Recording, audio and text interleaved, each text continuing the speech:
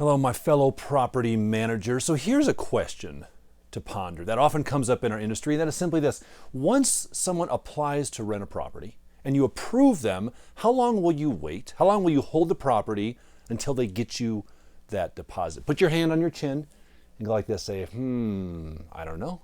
How long? There's no right or wrong really. But what are some different options that our industry puts around this idea of an applicant applies, and how long are we going to hold that property for them once they're approved without the deposit? Well, here's a couple different things that different folks in our industry use. You decide what works best for you. So here's one option. A lot of people in certain geographic markets, they will say, hey, Mr. Applicant, when you apply to rent this property, you give us your application and you also give us what they call like a holding fee for the property. Therefore, if you're approved, we will automatically apply that holding fee against your deposit. So it's like a fast forward of the collection of the security deposit. And I've talked to companies that do this and they love it. They say, Mark, it's great because we're getting money on the front and they're committing to renting the property when they give us that application. And I understand that. I think it presents some problems because if you deny that person, you now have to go refund that fee potentially. And was it a fee? Was it a deposit? Are you going to retain it? Like, if it works for you, great. If you're not doing that, just be cautious. If you start, make sure you're not stepping outside of any state rules or laws that you have to follow as it relates to what you're collecting, how you're holding it. Is it trust funds? Whose money is it? Where does it go? How do you get it back to them? It can be a little bit sticky. So what we have decided to do here at our company is we do not collect a holding fee up front. If a person applies, they apply. Once we approve them, here is our internal rule, and it has served us well. Is we simply say this. We give the approved applicant 24 business hours, I stress the word business hours, 24 business hours to do two things, and they're two separate things.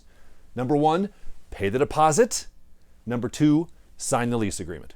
See, we believe we do not have a secured property for you, Mr. Applicant, until you have done two things. You must pay the security deposit, which with technology, I mean, it's a few clicks, right? It's not like the olden days where they got to get in their car and drive to your office and get a cashier's check, and it's not that at all. Click, click, click, pay online, boom, done. So you have 24 business hours to pay and sign the lease agreement.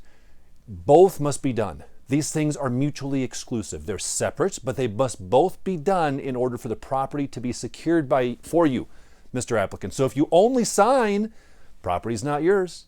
If you only pay the deposit, property's not yours. You got to do both, and you have 24 business hours in which to get that done. Clock is ticking. I think we've even recently talked about updating this to saying you have noon the next business day. So if we approve you at 4 p.m., we say you have till noon tomorrow to get this done. We keep moving this up because with technology, it's easy to do. We're going to email them. So maybe 24 business hours is too long.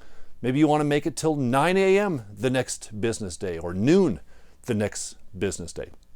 So that's how long we have decided we will hold a property. What you don't want to do is get trapped into sitting on a property, waiting for this approved applicant to come pay, only to find out a week later, I actually don't have the money, or I don't want it. I changed my mind. Now you just lost a week.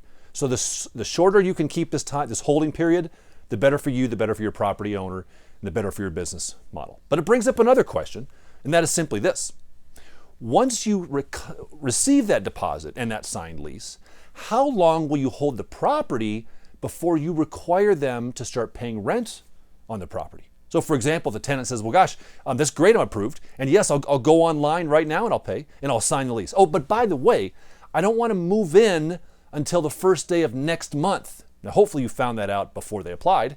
But how long will you hold it? Will you say, well, gosh, you have to move in today? Like we don't have any hold period at all? Or will you say, gosh, we'll hold it as long as you want, Mr. Qualified Applicant? How do you know how long to hold the property? Well, before I offer you some thoughts on that, let me thank the sponsor for this particular video here, HireSmart VAs. Are you using virtual assistants, VAs, in your business? We are.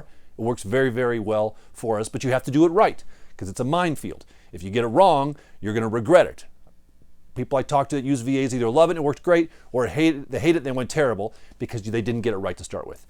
Reach out to my friends at HireSmart VAs. These are PMs that started a VA company. They know how to find them, how to train them for you. They take care of them, so it's not like some people that they're just paying pennies to do hard work. Like, these are qualified, good people.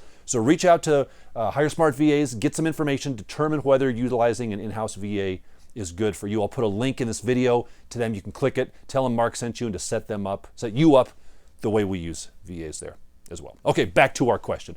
How long will you hold that property until you require the new tenant to start paying rent? Technically, they don't have to move in yet, but they have to start paying rent. Well, there's two things to consider. One is, what are the market conditions you're in? How hot is your rental market? If your rental market is a dead, slow rental market, then it doesn't really hurt to have a longer hold period before you require that tenant to start paying rent. If your market's super hot, then maybe you don't want to hold it for too terribly long because you're missing out on income. And this is hard for us as property managers, isn't it?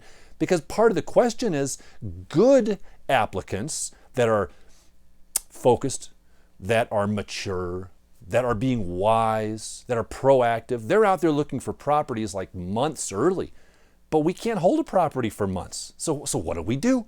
Well, we want to be aware of the market conditions to determine how long you're going to hold it. Hotter market, shorter time period. Slower market, longer time period that you are willing to hold it because it doesn't risk as much.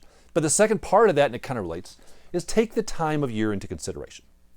So for us, internally, in our summer months when our market's kind of popping along here in the Denver market, our standard hold period is 2 weeks.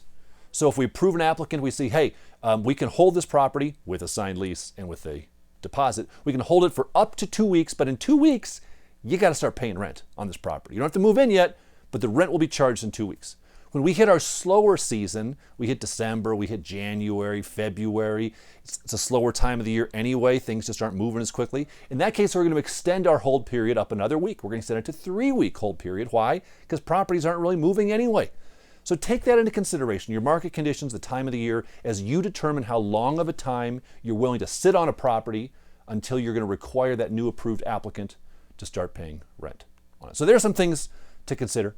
If you have not been on our website in a while, jump over there. We've got a lot of new information at pmbuild.com. System manuals, training on income streams, training on how to grow your company, how to market your company, business forms, anything you can think of that you need to run a PM company, we've tried to put on there. If you think of something we don't have on there, you let us know. We'll put it on there to help you out. I wish you success, my friends.